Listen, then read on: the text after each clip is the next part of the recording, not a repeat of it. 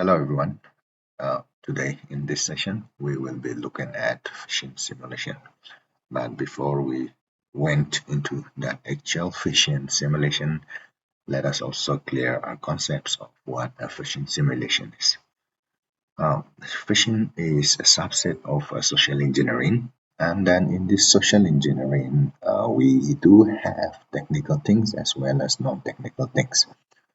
Phishing in itself is not something which is a very technical kind of thing, but it is used it is used as a kind of something that are manipulative and to gain an access, right, of someone resources or credentials. So if we look at what a social engineering is, by definition, it is says that it's just a psychological manipulation of people, right, into performing actions or divulging confidential information, right? So it is manipulative. It is done in such a way that after gaining a trust of someone else, right, or after befriending, you befriend someone or someone befriend you, you have been speaking, you have been talking, you have been chatting, and then once a relationship is built up, right, that relationship they are manipulated, right, and then you are tricked, right, you are deceived, and that is what social engineering or phishing does. uh, there are actually different types of phishings as well, right, where credentials are harvested. There are phishing where individuals are targeted not with the intention, right, or the motive to gain an access or to have an access to the credentials, but some phishings are done in such a way where payloads, right, are sent, right, or maybe malwares are spread through those phishing links.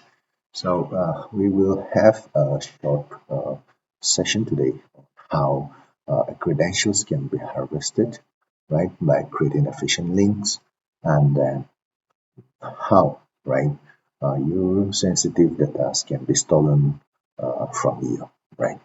It's cannot be considered as hacking because it is a technique or a procedure where you are tricked into sharing your information willingly, right? So once your credentials are taken over, your accounts are taken over, and then your accounts are misused in so many different ways, which you are all aware of. So I'll be showing you a fashion, that is how it can be done. Okay, I'm going to make use of something called SET. Okay, Social Engineering Toolkit, which is available in Kali operating system. So Kali is a Linux-based operating system. It is designed for pen testing purposes. So we do have that is a sample tool over here as well, which is called SET Toolkit. Okay, so to invoke the toolkit program, uh,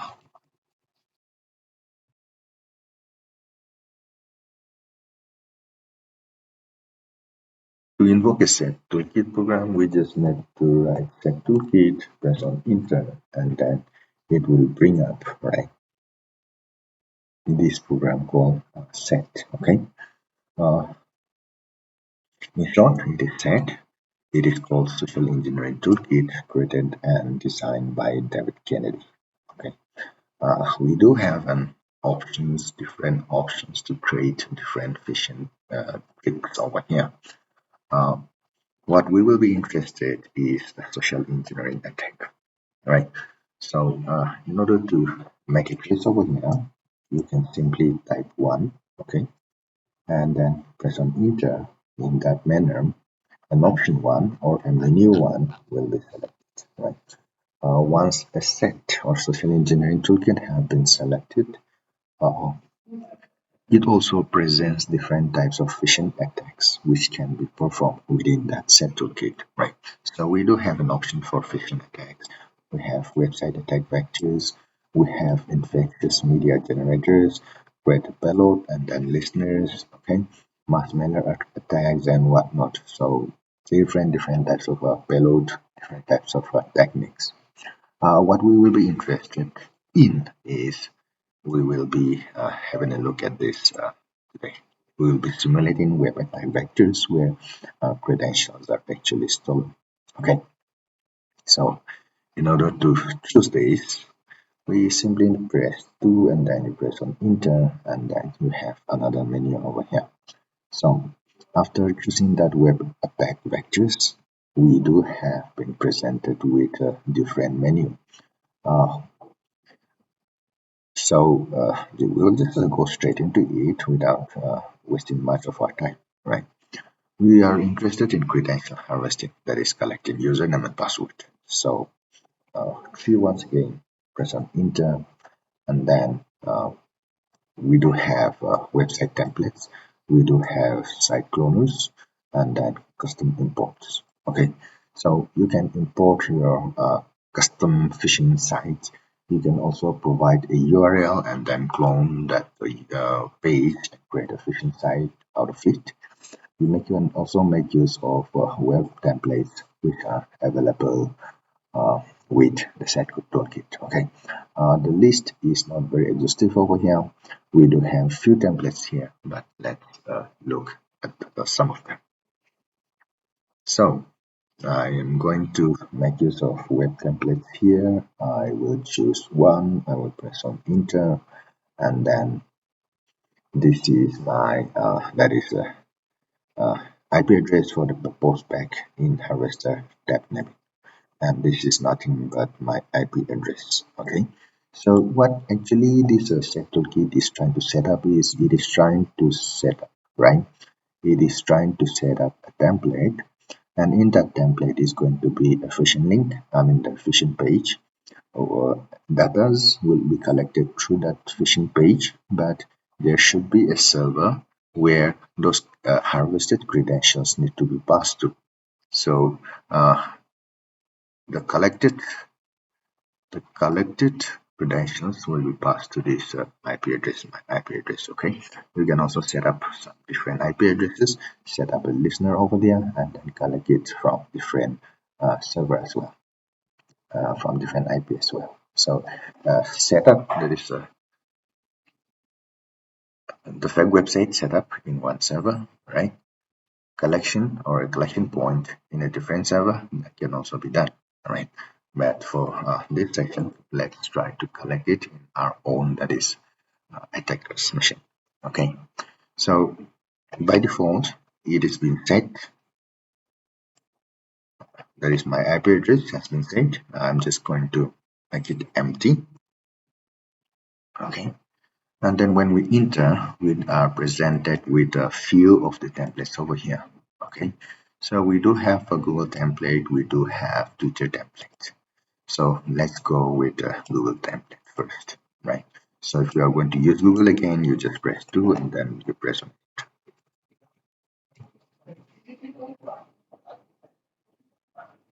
Okay, a phishing link has been created. Okay, cloning the website google.com. This could take a little bit. Best way to use this attack is if username and password form fields are available regardless the capture post on the website. So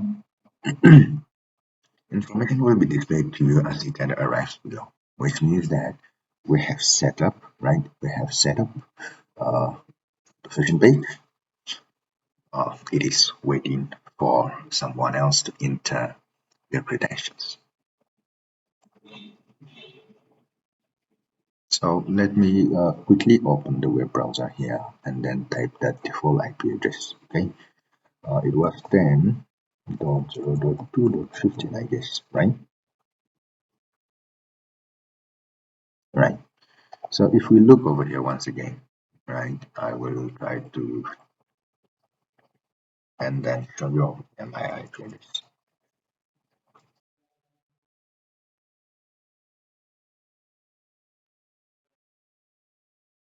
If I do if or if config, right?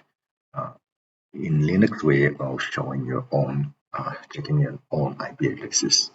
So it is shown that I'm having an IP address of 10.2.15, right? And in that same 10.2.15, we have a phishing page here. So Whenever you are trying to enter something sensitive in any portal or in a website or any this one social medias, right? We have to be very careful with what is in here, right?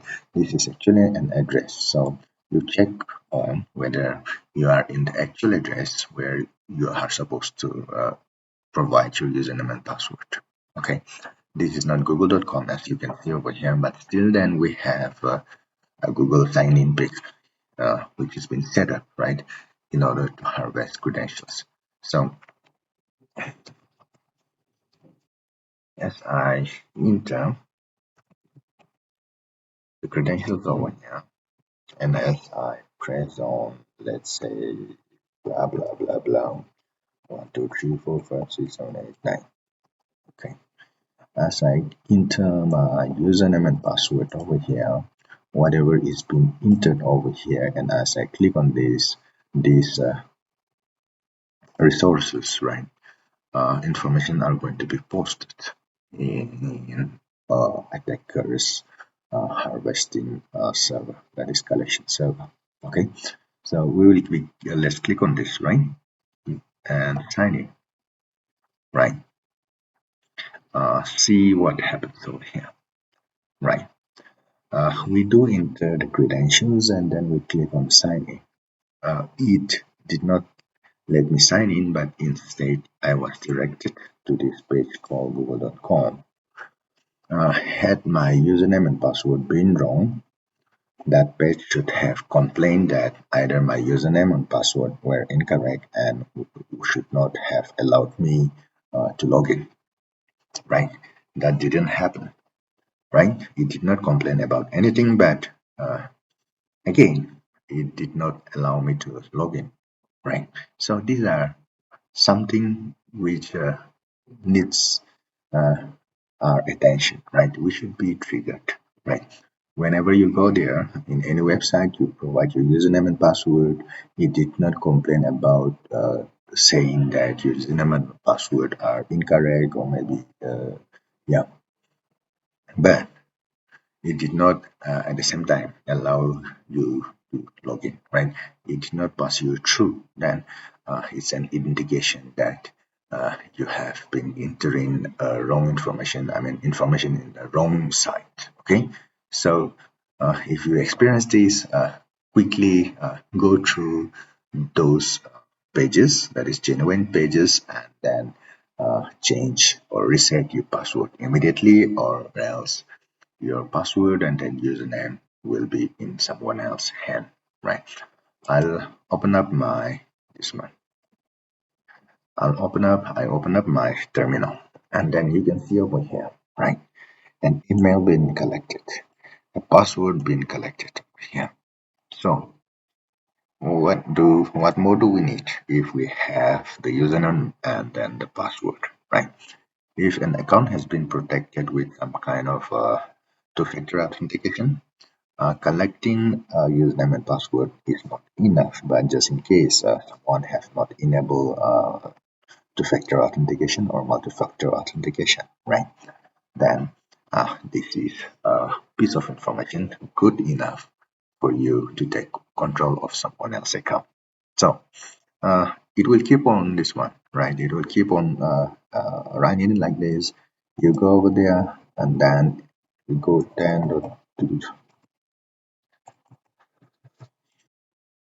and then you enter something. Hello there.